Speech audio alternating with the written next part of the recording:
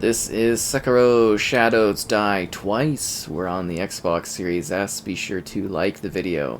Subscribing's great as well as we dive here into this madness where I will probably die and you will die. So what are we getting here on the Series S? Well, we are getting a 900p experience, which doesn't look really too sharp, but I mean, it's not necessarily too bad visually. Like, the fidelity isn't quite, you know, the fidelity isn't quite where it is in regards to, like, the Series X version of the game, but it doesn't look too bad. So this is also 30 FPS, and it now actually smoothly hits that 30 FPS target. You know, compared to the Series X, though, which is actually now getting a full 60, you know, that isn't the best, but you know, having a smooth 30 is better than having one that's all over the place, as would be the case when you're looking at something like, you know, the last-gen consoles and whatnot. This was actually one of the only games where I felt nauseous playing it on the last-gen consoles, because I was on the One X playing this, and the frame rate was just all over the place. It was really, really bad, and I think there was lots of screen tearing and stuff. It was not ideal. But now you can actually have it kind of smooth. I mean, obviously, I would love to have a, you know, have a 60 FPS option. It would be cool if someday they maybe go back and take a look at this. That would be kind of cool and give it a bit of an upgrade. Because I believe it actually sold pretty well from what I understand. Like, it was kind of a, you know, it was a pretty big title. So that would be kind of nice to see if that could be the case there. Okay, that fist of sand did nothing. Oh, I am dead. But I am alive again, and I get back up. But yeah, I was not thrilled by the frame rate in this one. And this is a very hard game. This is one of the hardest games I've ever played. It's just also not really for me because of that the frame rate, and also because of just how hard the game is. I didn't really love it that much. I mean, I know a lot of people do, but it's just difficult, brutally difficult for no reason. And that, for me, isn't my sort of thing. I was actually kind of wondering, coming back here off of doing, like, pretty far, you know, like, endgame stuff Elden Ring, that I'd be able to handle this one, but no, it's still as traumatizing as it ever was. So it's Dark Souls-esque in design, meaning you go about slashing things and fighting and trying to, you know, survive the horrors that are present within this world. It's got some really gorgeous cinematic moments to it. If you've ever seen those, like, it's very visceral too, like, just the gore and stuff is just phenomenal in that. And I love the movement around, like, the backdrop and stuff. You might notice some pop-in type things there. And it's like, the concept of it is actually really cool. I just wish it wasn't such a pain to play. That's the biggest thing for, like, these Dark Souls-esque games, is it's just, like, it's too difficult. I mean, especially when you've got, like, a lower frame rate here, I could see this being a bit of more of a problem for some folks. Really? Wow. Okay, this guy is feeling a little bit of hostility here, I gotta be honest with you. So, Gaioboa Anawa, I have come to bargain again. He's like, hey, you'll never pass these gates, and he's right, because I've literally never passed these gates. He just keeps kicking my ass. He teaches me the meaning of pain and damage, but you could do different, like, build type things. You know, there's a lot of different combative scenarios here as you try to survive and take on the bosses and stuff that are present. Like I said, like, there's lots of different crazy creatures, and basically every single one of them can kind of kill you or cause damage to you. It's a lovely game in terms of, like, the visual setting. Again, on the Series S, it's a little, you know, it's not as pretty as I'm used to on the Series X, but it's not a bad looking title. It honestly isn't. It actually has some really nice aesthetics to it. And like I mentioned, you know, those cutscenes can just be absolutely beautiful. They really are quite visually charming and stuff like that. I think this is just his first phase, isn't it? Yeah, this is just his first phase. I need more health potions, if anything.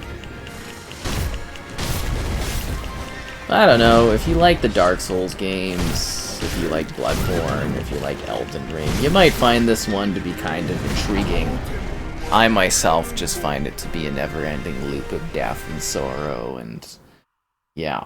It does load faster too, which is kind of nice, so that you can experience your 2nd, 3rd, 5th, 7th, and 8th death a little bit faster. So that's something to appreciate for sure. You're not waiting as long to go and die.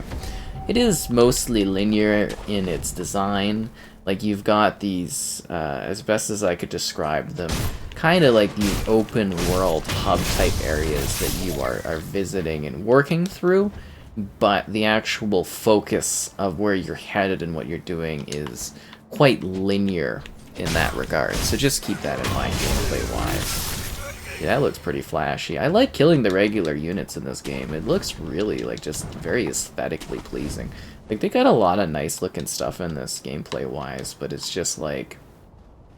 Again, you know, for this version, the biggest thing would be... It would be really nice to get a higher frame rate going on. I think that would be, you know, kind of the nicest thing here. I actually think I've died like several hours to this thing, just like doing this like one area, and it's just like no fun for me. Absolutely no fun. Like this sucks right here. I forgot how much I just hate this game. Like, you know, I give it the perspective of being like, oh, you know, it's really great for those that like it, if you like the Dark Souls sort of thing. But wow, yeah, no, I forgot how much this just is, like, traumatizing, this one. It's always fun going back here and revisiting this effort and just being like, wow. Yeah, no. I guess those days with the Elden Ring have not improved my abilities whatsoever. I guess I could use some blocking stuff and techniques, but no, it's an intriguing title. There's some big creature things you can fight. There's some like fast travel stuff as you go to different areas. We might show off a bit of that actually. But for me, a lot of this was just kind of like, you know, death and whatnot, and preparing to die. Like, let's travel to... dilapidated. Yeah, let's go to the Ashina outpost things. And, like, anything can kill you. Regular foot soldiers, big bosses, ledges, cliffs. You just know, plants. The odd creature that's just lurking out in the distance. But yeah, you can see, like, it's got, like, a neat style to it gameplay-wise. The concept's cool. I like what kind of character you are. I like that you can jump up on things. Well, I didn't see that coming. You know, there's a lot to get behind on this one. At the same time, though, if killer difficulty is not your thing, you are in for one rough ride, because this one will not hold your hand in the slightest. You can also find, you know, some hidden things here or there that might help you on your journey, the odd item or two, as you try to face off against these creatures. A lot of timing on things.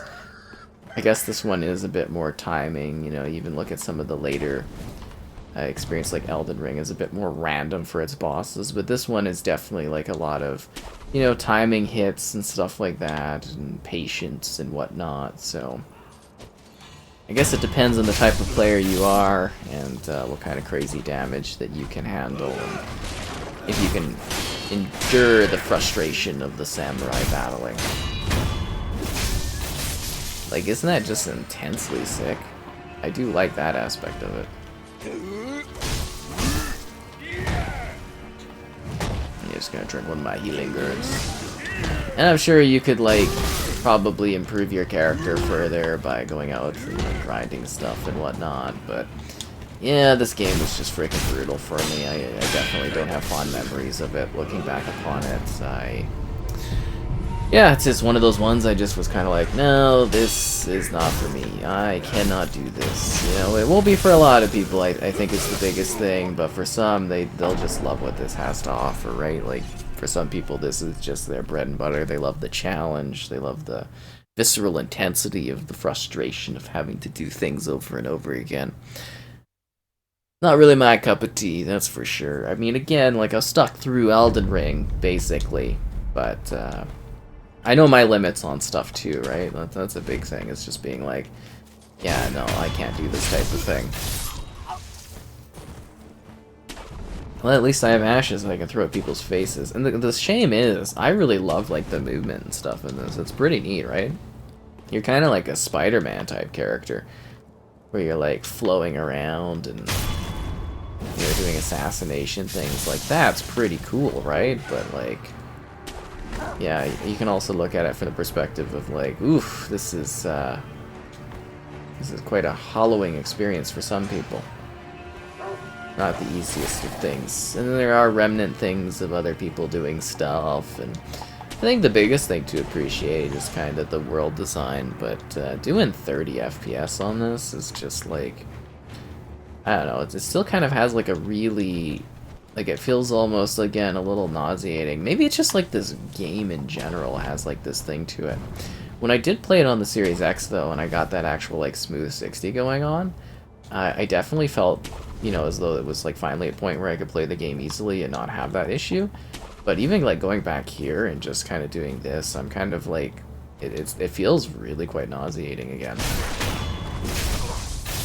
So... just keep that in mind, that might actually be another factor on top of things, is just kind of like the fluidity here, for what type of game this is, isn't perfectly hitting the mark. Like, it's a smooth frame rate, right? But it's not necessarily fluid enough to really make this experience come alive like it really should. I thought I killed that guy. What do I know? I'm just a lone samurai guy out here, trying to survive and make it through another day. Oh jeez, wow, these guys are really hostile towards me. Sekiro! No! But I get back up. Wow, that was like insta-kill on me there. I have escaped because I have the ability to jump up. Is he a gun? Oh, that's pretty cool. Not as cool as him dying, but don't worry, he'll respawn, guys. They always come back every time you go into the region. It's not at all a big deal. So I suppose the intense difficulty and challenge and whatnot will be something of love for others. For me, it wasn't my thing. I accept my death and then I keep going, and there was just a point where I was like, okay, I've played more than enough of this, and it's just like, I can't do it. That's what I've been telling you the whole time. It's just like, I can clearly, and it's like, oh no, you gotta do this, so you guys is like, no, I can't, you know? I just can't. At least that's what makes me feel, or what this game makes me feel like. Let's do the Underbridge Valley. Yeah, let's travel there and move around here. So there are areas to explore. You got the fast travel thing. You got some cool tools. I guess I could go and stock up on things or something, or go find stuff. I don't know. It's just like, it's a strange experience. It's really, really not my thing. I found some pellets. Nice. But to those that do love this, you know, just hopefully this kind of showcases it off, and let's see how it's going on this platform, because I know this is one of those big titles that people enjoy. Even though it is madness, I tell you. Madness. I wish this was like easier going, because I really love how you kind of just move through the world, and this like the visceralness of like the action. It's so cool to me. And then like the big fantasy creatures and those intense cinematic moments. Very, very cool. If only it'd lead more into the Ghost of Tsushima sort of style, I think that would be more accessible for me. Oh geez. Okay, I thought I was gonna fall to my death. Hang on that ledge, my friend. Nice. as we move through the cover of this tall grass. Seriously though, like stylistically, it's really quite neat looking, right? Like just the snowfall, very gracefully and quiet. The dirt, the grass, the snowy lands, the hostilities, the hiding you can do, the slashing, the dashing, questioning your sanity as you die from a boss a bazillion times. That's what it's all about.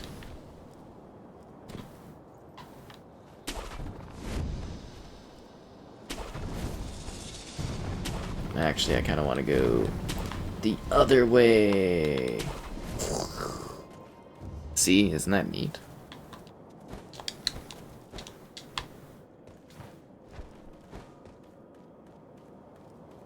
And then we're basically right back to where we were. I love how you can chain this stuff.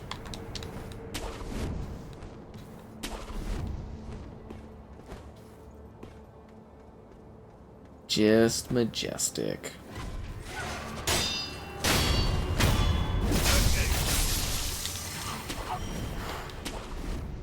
I've come back to bargain, my friend. I've come back to die.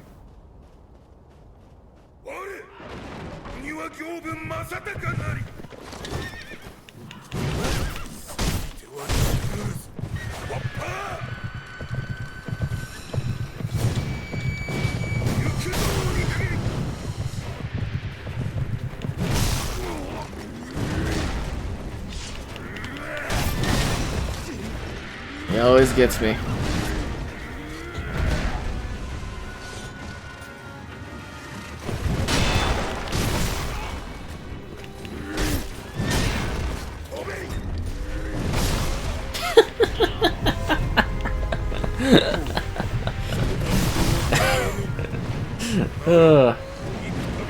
He'll strike me down as many times as it takes. You only have to cut me once more, man.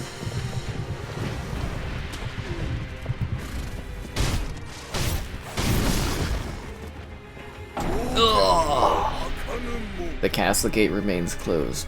As it will forever remain closed. I'll probably be revisiting this game in like 20 years from now. They'll be like, no, the gate is still closed. I didn't get the regular checkpoint back. I gotta like revisit my last checkpoint. What a shocker. Seriously though, that's just gonna be my life, is just like coming back to this every once in a while, like, you know, for each generation or something, being like, hey, here's the same game. Still can't. Maybe they'll do like a definitive version at some point. Maybe that'll motivate me to finally like work through this and stuff.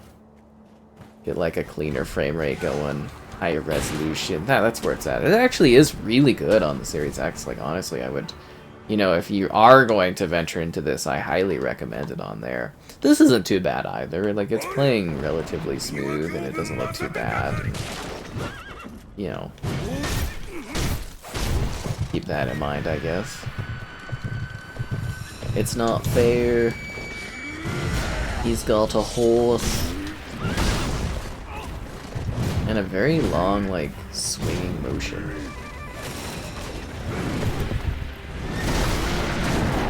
I love how he can even hit me when I'm like, you know, out of the way. I always find that humorous in this scenario. Like, I'll be like completely out of the way moving and he'll just still slash and hack and dash me every single time. It's like it doesn't even matter what I do.